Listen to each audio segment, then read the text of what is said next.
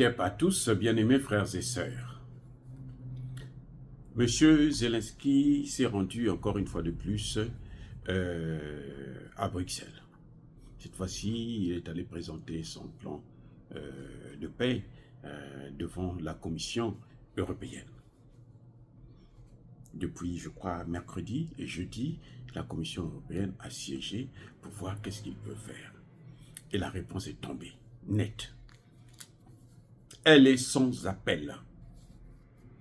Monsieur Zelensky a voulu faire le chantage. Si vous ne me faites pas rentrer dans l'OTAN, moi je veux fabriquer l'arme nucléaire. Si vous n'intervenez pas, la Russie va avoir le contrôle du lithium, de l'uranium, du titane, de la graphite et autres matières premières qui valent des millions, des milliards de dollars. Les Européens se sont assis pour regarder, pour observer. Ils ont réfléchi. Eh bien, la réponse est venue par Mark Rutte, le nouveau secrétaire général de l'OTAN. Et il a été clair et net.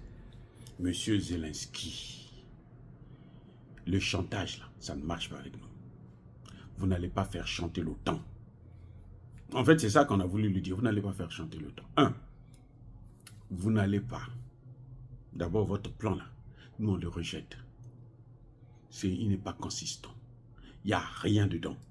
Je vous ai parlé de 5 points là dans la précédente vidéo. Il dit, Mark Rutte dit, c'est zéro. Allez reprendre vos cours. Vous avez raté votre examen de passage. 2. Vous n'avez pas de place dans l'OTAN. On ne peut pas vous intégrer. Dans les conditions actuelles, vous ne pouvez pas rentrer dans l'OTAN. Vous n'avez pas gagné la guerre. On ne peut pas vous mettre dans l'OTAN.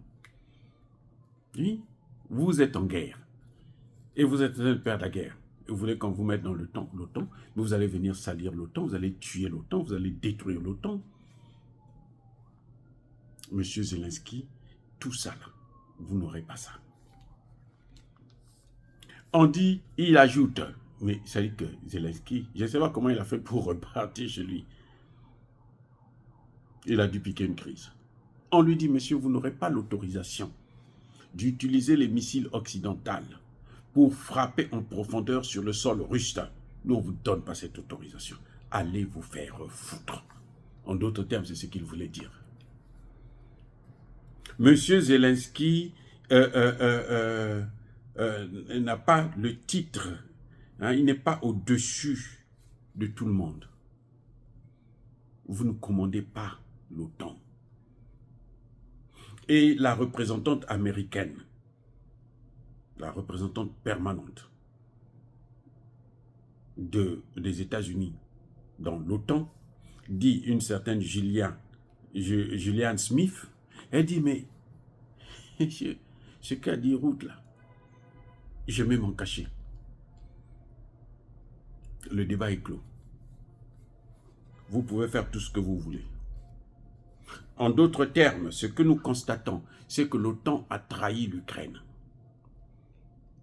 L'Ukraine s'est fait avoir. Monsieur Zelensky comptait énormément sur l'Ukraine. Il pensait que, sur l'OTAN plutôt, il pensait que l'OTAN viendrait faire la guerre à sa place.